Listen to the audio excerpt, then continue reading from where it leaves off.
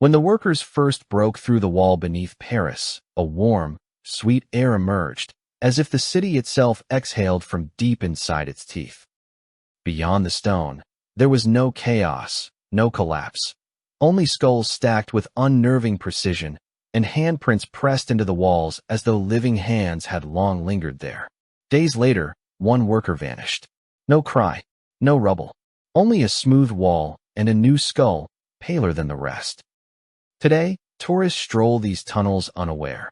The catacombs have changed their layout, they breathe when you walk by, and beneath the official paths, hidden corridors still count footsteps and wait for those who pause too long. The first breath taken through the broken wall did not feel like air at all. It slid into the lungs warm and sweet, heavy as saliva, carrying the intimate humidity of something sealed and fed for centuries, as if the city itself had exhaled from deep below its teeth. The dust that followed did not scatter as expected but clung to skin and fabric, settling into pores and folds, tasting faintly of chalk, iron, and something disturbingly organic. Lantern light wavered in that breath, bending strangely as though the air resisted illumination, swallowing brightness faster than flame could offer it. The opening in the limestone was narrow and raw, edges chipped by fresh tools, and beyond it stretched a darkness that did not recede but thickened, layered, patient. The first step inside carried a sensation of pressure, subtle but unmistakable, as if the ground registered weight and responded with intent. Boots sank slightly into a powder of crushed stone and bone dust that muffled sound, turning movement into a soft, indecisive shuffling. The walls close to the breach were pale and clean, newly exposed, but only a few paces in, the stone darkened and smoothed, polished by contact, by repetition, by centuries of touch that had not belonged to the living. The air grew warmer with each step, not stale but cultivated, held at a temperature that suggested preservation rather than neglect. Shapes emerged slowly as the lanterns adjusted. Skulls arranged in vertical stacks lined the corridor, their foreheads aligned, jaws clenched, teeth interlocked in a way that suggested intention rather than disposal. There was no randomness to their placement. Each cranium rested against the next with delicate precision, as though guided by careful hands long after muscle and skin had vanished. Between them, smaller bones filled the gaps, ribs curved inward like collapsed cages, finger bones nested together in tight clusters that resembled folded insects. The silence was not empty. It carried a low, almost imperceptible vibration that pressed against the inner ear, a pressure felt rather than heard. Moisture beaded along the stone and traced slow paths downward, leaving darker trails that glistened briefly before being absorbed back into the wall. Where the droplets gathered at the floor, the powder thickened into a paste that released a faint sweetness when disturbed, a scent closer to breath than rot, intimate and unsettling. Further in, the walls bore impressions. Not carvings, not scratches, but flattened shapes where stone had softened under repeated contact. Palms, fingers, the curve of a wrist, pressed and repressed until the limestone yielded, holding their memory in shallow relief. Some impressions overlapped, layered over one another in desperate density, while others stood alone, stretched long as if made by someone leaning their full weight into the rock. The lantern flames shrank without wind, their light dimming as though consumed by the space itself. Shadows pooled between the bone stacks, deepening into forms that seemed to shift when not directly observed. Every breath drawn and felt accounted for, measured against the warmth of the air, against the closeness of the walls, against the quiet insistence of a place that had been sealed not to forget, but to remember. Before the tunnels were mapped and ticketed, before lanterns and signs and guided routes softened the descent, the catacombs were a wound under Paris, opened slowly by pick and sweat, and the grinding patience of men who worked where the city refused to look. The surface streets bustled above them, layered with carts, hooves, shouting vendors, and church bells, while below, the limestone resisted intrusion with a dull, aching stubbornness. Each strike of metal against stone echoed outward and then returned altered, as if the sound passed through something dense and listening before finding its way back. The limestone did not break cleanly. It cracked in long, reluctant fractures, releasing breathless pockets of air that smelled faintly sweet, like enclosed flesh or sealed cellars left too long unopened. As the wall thinned, the air grew warmer, heavier, and when it finally gave way, it did so not with a collapse, but with a yielding, a slow surrender that felt disturbingly intimate. The opening exhaled, and the men recoiled not from dust, but from humidity, from a closeness that pressed against the face and chest as though the space beyond had been waiting. What the lanterns revealed was not chaos. It was order. Skulls stacked in deliberate columns rose from the floor to the ceiling, each one positioned with care, eye sockets facing outward, jaws locked shut as if instructed to remain silent. The uniformity was unsettling not because it was grotesque, but because it suggested time, patience, and repetition beyond any single effort. Someone, or something, had returned again and again to correct the stacks, to straighten what had slumped, to realign what gravity should have scattered. Between the skulls, long bones filled the gaps with unsettling efficiency. Femurs lay parallel, ribs curved inward, vertebrae nested like beads strung too tightly together. There were no signs of haste, no fractures from careless dumping, no disorder that suggested collapse or accident. The bones looked arranged, curated, as though the catacombs were less a burial site and more a structure assembled piece by piece with quiet dedication. The walls bore marks that were harder to explain. At first glance they appeared smooth, worn by moisture and age, but closer inspection revealed impressions shaped unmistakably like hands. Palms flattened against stone, fingers splayed, thumbs angled inward, repeated so often that the limestone had softened beneath the pressure. These were not carvings. They were not scratched or etched. They were pressed again and again, until the rock itself had learned the shape of human contact. Some impressions overlapped in dense clusters, layered one atop another, creating shallow hollows where the stone had yielded completely. Others stood alone, elongated and stretched, as though someone had leaned their full weight forward, bracing themselves against the wall for support or mercy. The lantern light caught the edges of these impressions and threw faint shadows that shifted with movement, making it seem as though the walls still reached back. As the workers advanced, the tunnels narrowed unpredictably. Ceilings dipped without warning, forcing men to stoop, then crawl, their breath growing louder in the confined air. The warmth intensified the deeper they went, radiating upward through the soles of their boots and into their legs, a heat that felt less like the Earth's natural temperature and more like retained presence. Moisture seeped constantly from the stone, beading, dripping, collecting at the floor where it mixed with bone dust into a slick paste that clung to fabric and skin. The smell changed gradually, subtly, until it became impossible to ignore. It was not the sharp stench of decay, nor the dry neutrality of old stone.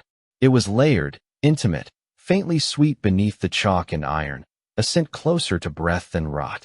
It lingered at the back of the throat, coating the tongue, making swallowing an effort.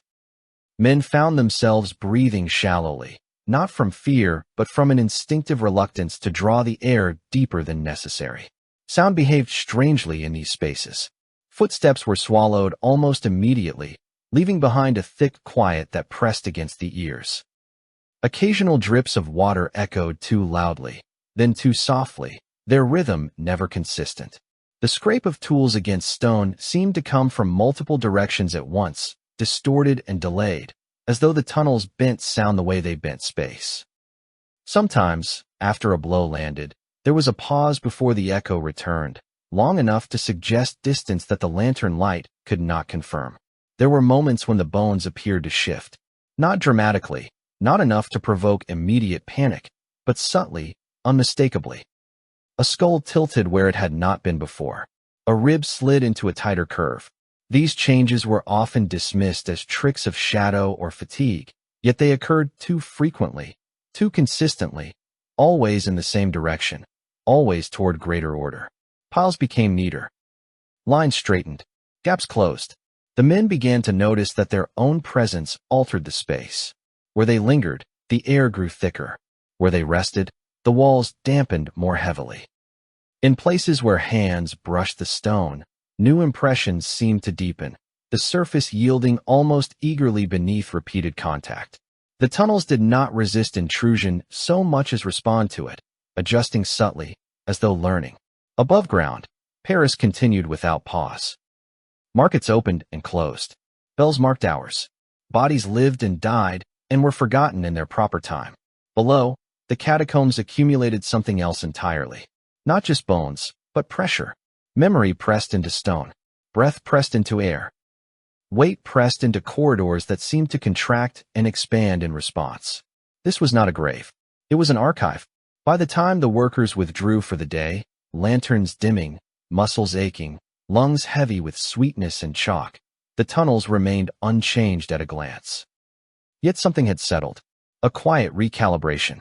When they returned, they would find the space subtly corrected, slightly tighter, more orderly than before, as if the wound beneath Paris was learning how to close around those who dared to open it.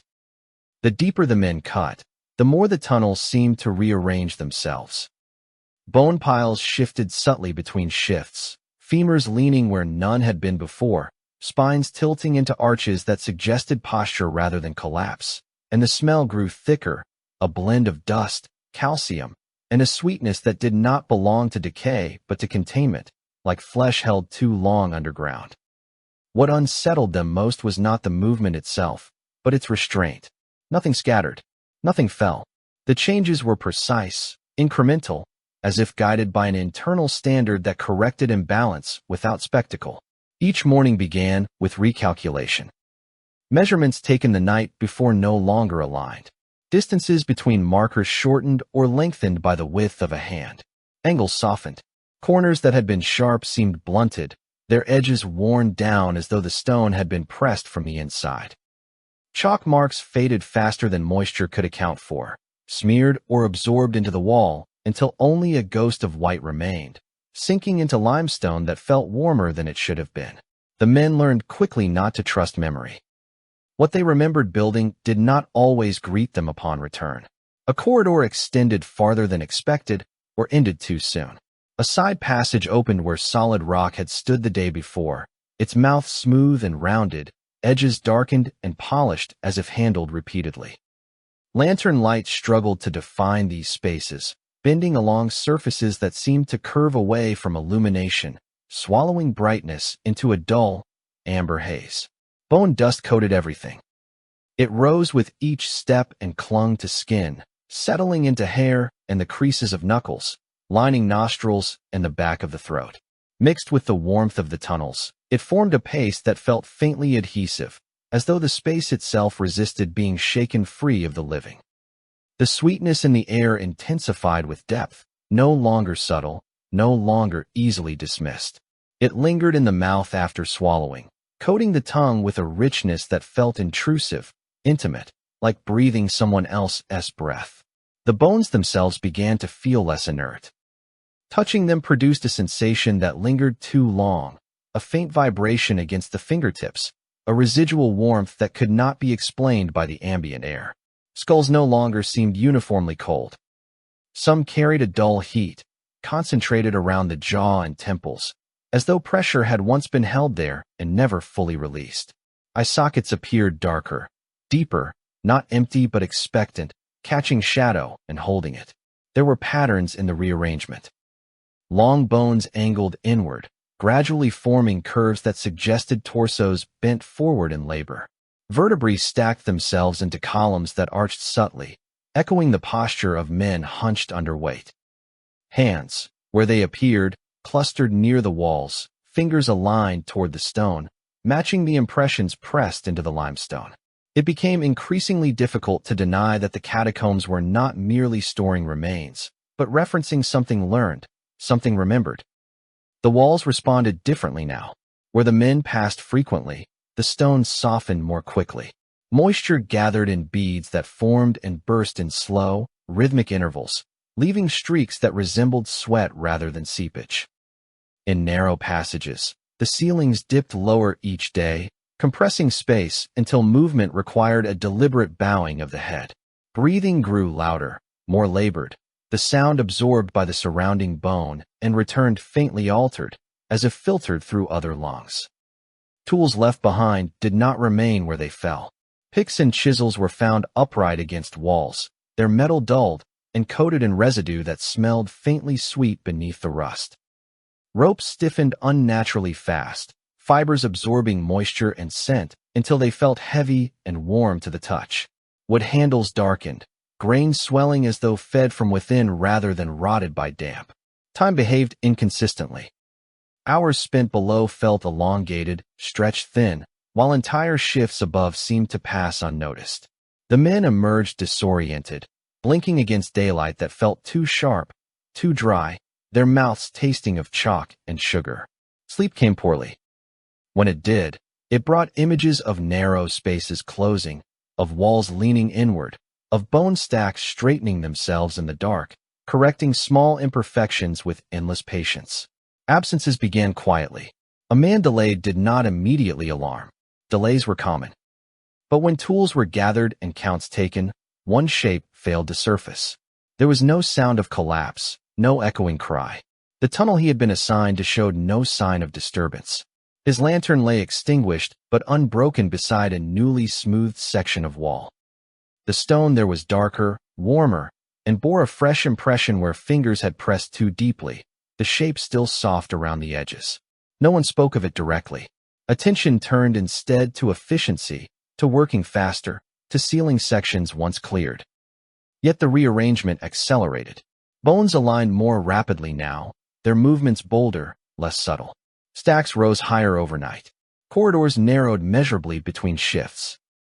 The sweetness in the air grew oppressive, thick enough to make breathing feel indulgent, almost forbidden, as though each inhalation required permission. The catacombs no longer felt passive. They registered presence immediately.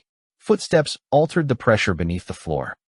Lingering in one place brought a creeping warmth that climbed from the soles of the feet into the calves and thighs, a sensation like standing too close to a living body.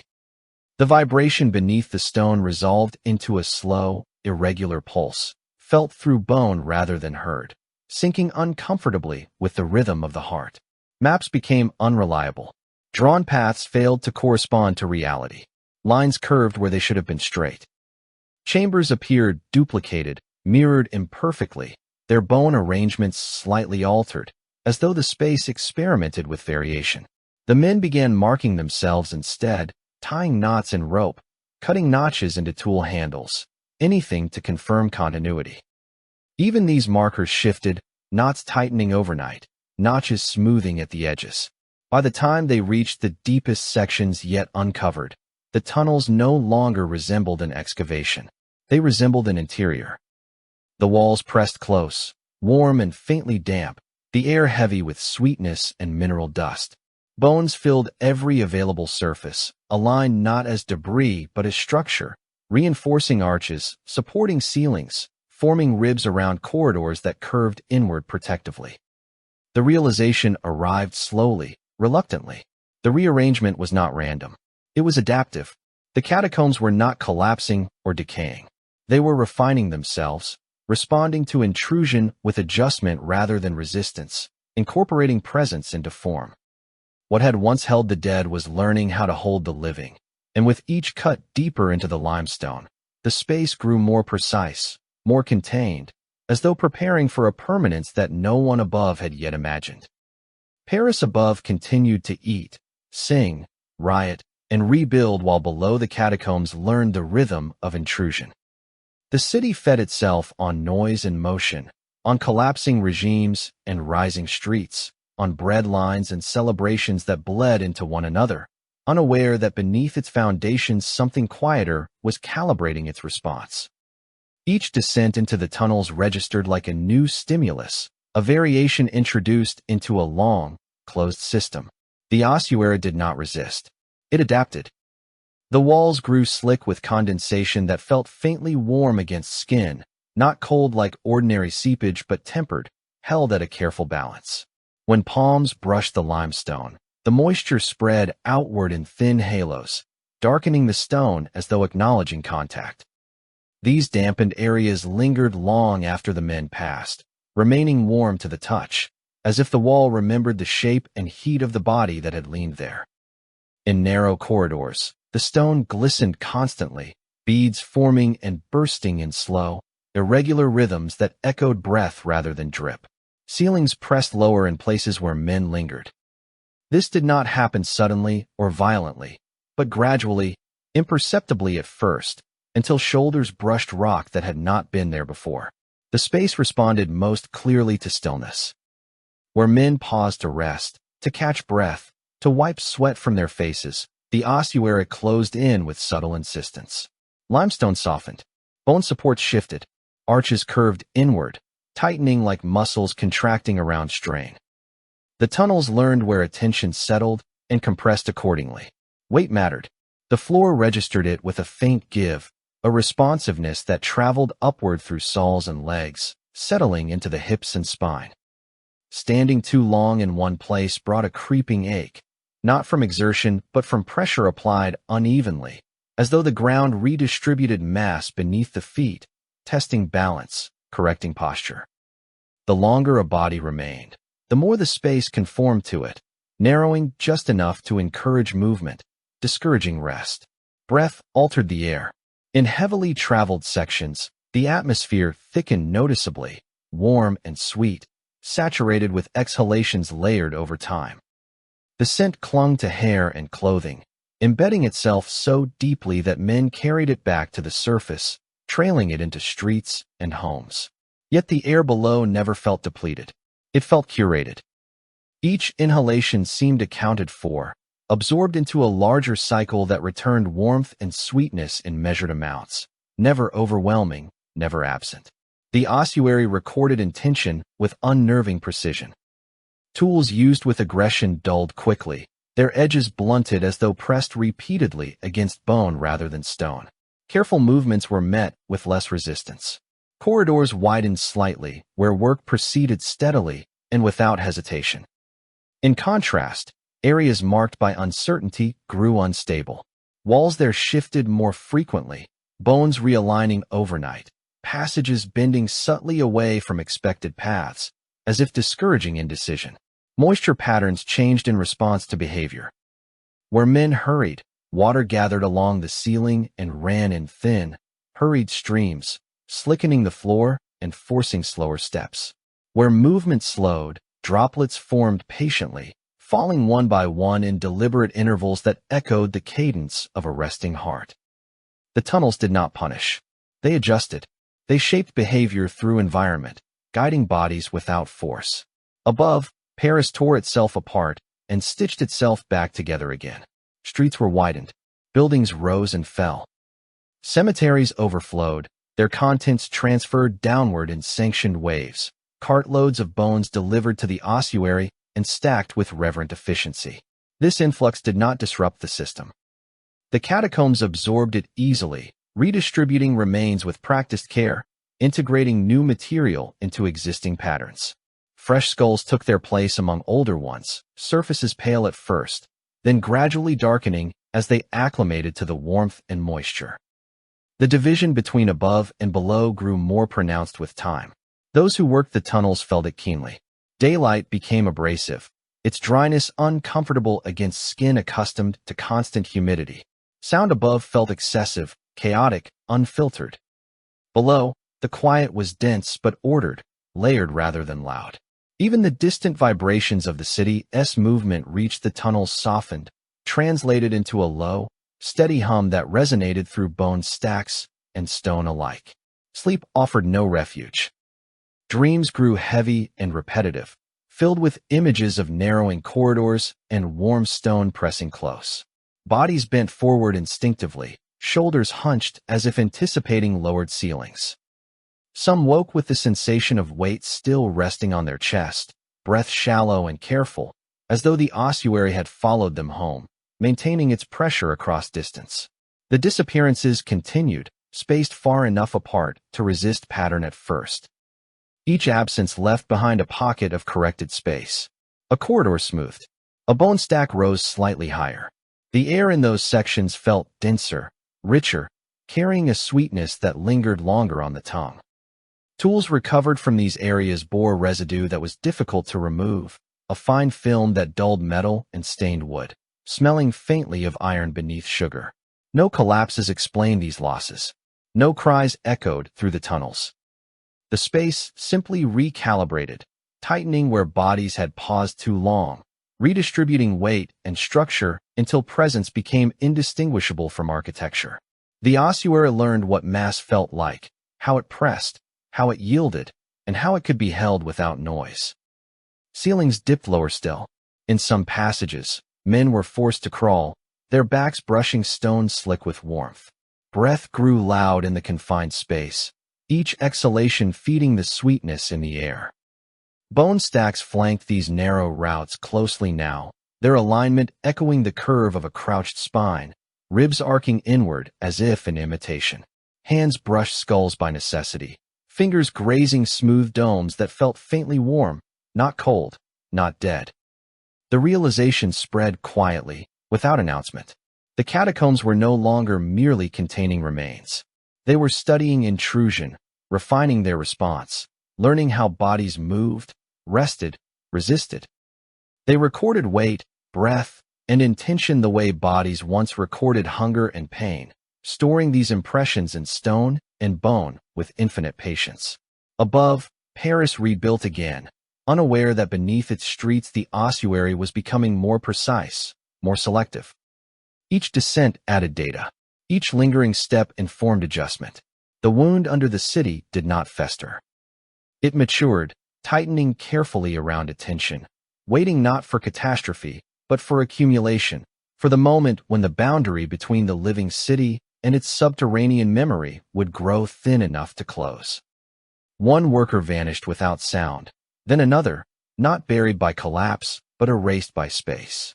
There was no disturbance to mark their absence, no fractured stone or displaced bone to suggest violence.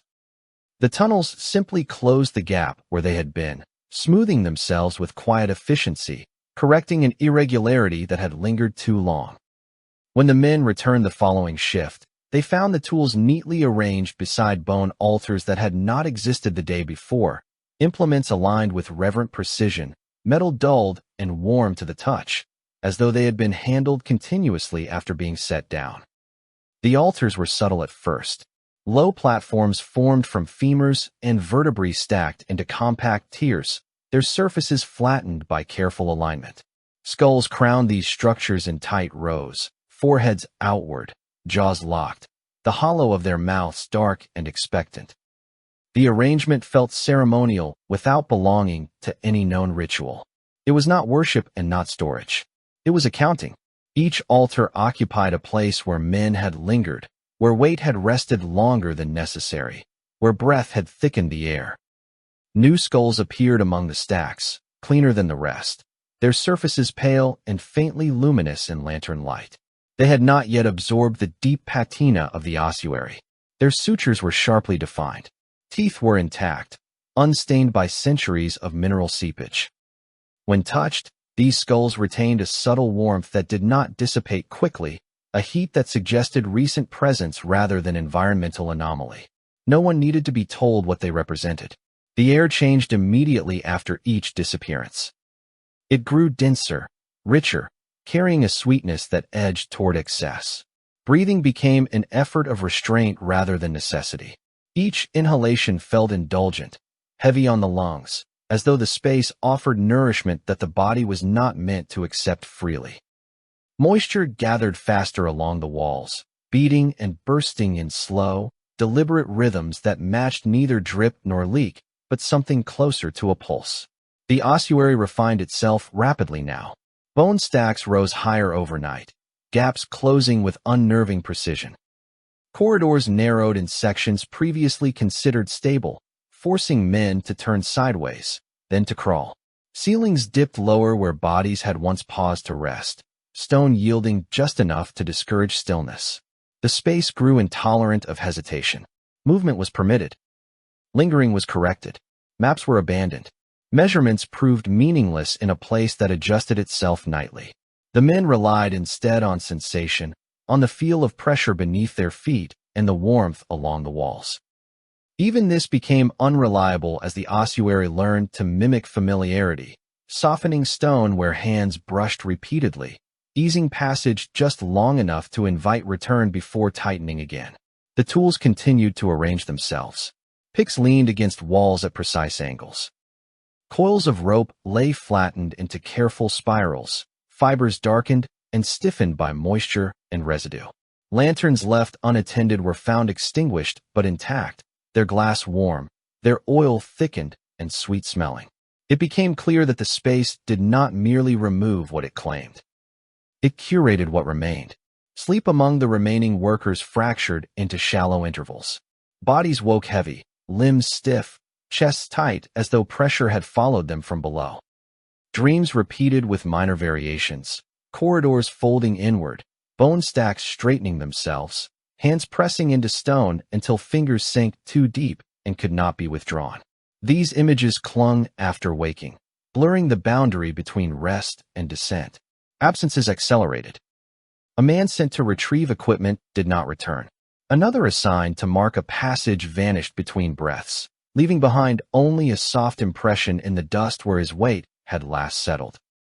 In that place, the floor warmed noticeably within hours, and by the next shift a low altar had risen, bone arranged into a compact, efficient form, crowned with a skull that still held a faint sheen of moisture along its surface. Panic did not erupt. It calcified. Fear became procedural, embedded into movement and posture. Men worked faster, spoke less, avoided eye contact with the walls. They learned to keep moving, to limit contact, to breathe shallowly. Even so, the ossuary adjusted. Corridors tightened more quickly now, responding to presence with practiced speed. Bone stacks shifted audibly at times, a soft scrape and settle that traveled through the stone and into the feet, announcing correction without drama. The sweetness in the air grew almost unbearable in certain chambers. It coated the tongue, clung to the back of the throat, lingered long after ascent. Food lost its appeal. Water tasted thin by comparison. Bodies grew lighter, weaker, as though the catacombs siphoned substance without leaving visible marks. Weight dropped, muscles softened, breath shortened. The altars multiplied. They appeared in clusters now, arranged with increasing complexity. Some rose in spirals. Others formed arches that supported low ceilings. Bones integrated seamlessly into the structure of the tunnel itself. The distinction between architecture and remains dissolved. The ossuary no longer merely contained bone. It was bone, reinforced and refined by the steady addition of fresh material. Attempts to seal sections failed. Stone walls erected overnight were found integrated into the existing structure by morning, their surfaces smoothed, edges softened, seams erased. Bone stacks pressed up against them from both sides, incorporating the obstruction into the flow of the tunnels. The ossuary did not resist containment. It assimilated it. The realization settled slowly, heavy and unavoidable. The disappearances were not accidents. They were corrections. The space removed excess, balanced pressure, refined its interior with deliberate patience. Each worker added to the structure not through labor, but through absence. Their bodies converted into stability, their mass redistributed to support arches and corridors that grew more efficient with each loss. The new skulls darkened gradually, their surfaces absorbing moisture and mineral residue, their warmth fading into the ambient heat of the tunnels. They lost individuality quickly, becoming indistinguishable from older remains, their presence normalized within days. What lingered was the adjustment they enabled. Corridors widened slightly elsewhere. Ceilings stabilized. The space breathed easier. By the time the authorities noticed the pattern, the ossuary had already learned too much. It recognized weight. It understood breath. It anticipated hesitation. Each descent fed it data. Each body that failed to leave refined its structure further. The wound beneath Paris no longer gaped. It tightened, corrected, and prepared itself with quiet competence, accepting fresh inventory and resolving imbalance without error, without waste, and without the slightest need for explanation. When the authorities sealed the passages and later reopened them for visitors, the air had cooled and lost its sweetness, leaving only chalk and history. The official reports described success with the language of sanitation and order, noting stable temperatures, reinforced corridors, and the absence of further incidents once access had been restricted. Time was credited with calming the underground, as though patience alone could neutralize a space that had learned so carefully. When the iron gates finally opened again, the catacombs presented themselves as compliant, inert, properly dead. Lanterns were replaced with fixed lights. Stone floors were leveled and smoothed. Bone stacks were aligned into long, decorative walls, their irregularities corrected into symmetry pleasing to the eye. Signs were installed, arrows painted, paths defined with confident certainty. The air felt dry, almost brittle, carrying the neutral scent of limestone dust and old stone. Visitors descended and ascended without difficulty, remarking on the chill, the silence, the vastness of arranged remains. Nothing pressed inward. Nothing warmed beneath the hand. The ossuary appeared emptied of appetite. What was not recorded was how much material had been removed before the reopening. Entire corridors were filled deliberately, sealed behind thick stone, their entrances erased from visible architecture. These were labeled unstable, unsafe, unnecessary. The act was framed as preservation, not concealment. What remained accessible was only a fraction of what had been cut, a simplified cross-section of a far denser body. The deeper structures were left untouched, not out of mercy, but because attempts to alter them no longer succeeded.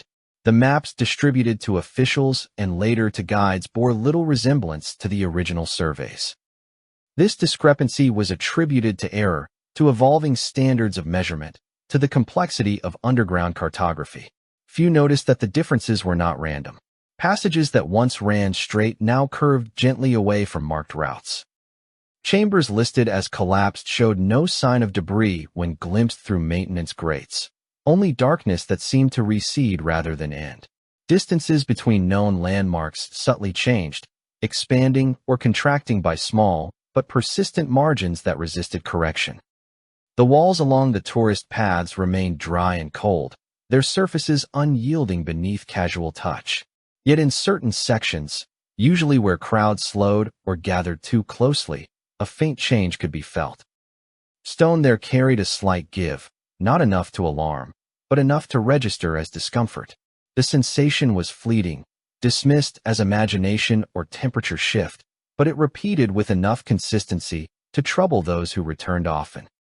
Maintenance workers learned to avoid leaning in these areas, noting how moisture gathered faster there, how the air felt marginally heavier. No guide ever mentioned that the layout no longer matched the original maps, because no guide ever saw the originals. They memorized sanctioned routes, rehearsed sanctioned histories, learned where to pause and where to move crowds along. They learned, without instruction, to discourage lingering. Tours quickened through certain corridors without explanation. Benches were never installed. The rhythm of movement was maintained carefully, as if the flow itself mattered more than the content. Beneath the polished paths, deeper corridors still tightened. These were not abandoned spaces, but active ones, responding to vibration and weight transmitted through layers of stone. Footsteps above registered below as faint pressure, a distant pulse that traveled through bone and limestone alike. The deeper passages adjusted incrementally, recalibrating their dimensions in response to patterns detected overhead. The ossuary no longer needed direct contact. It had learned to read through distance. The sweetness did not vanish entirely. It retreated. In the sealed sections, the air remained warm and dense, saturated with preserved breath. Bone stacks there were no longer arranged decoratively. They formed load-bearing structures, arches and buttresses composed of integrated remains. New material was scarce, but not absent. The space had grown patient, selective. It no longer corrected every irregularity immediately. It observed. Above, the city continued its cycles. Streets filled and emptied. Buildings rose and fell. The weight of Paris shifted constantly, transmitted downward through foundations and stone. The catacombs received this pressure evenly, redistributing it through corridors that no longer appeared on any map. The deeper chambers learned the cadence of the living city, distinguishing between transient crowds and familiar rhythms. Occasionally, a visitor strayed. Barriers were low, warnings understated. A wrong turn could lead to a service corridor, then another, each less finished than the last. These areas were colder, quieter, the air thicker but not sweet. People who wandered there reported disorientation, an inability to judge distance or time. Most were retrieved quickly, shaken but unharmed, their absence attributed to poor signage or momentary panic. The space released them easily. It was not yet finished learning. There were rarer cases.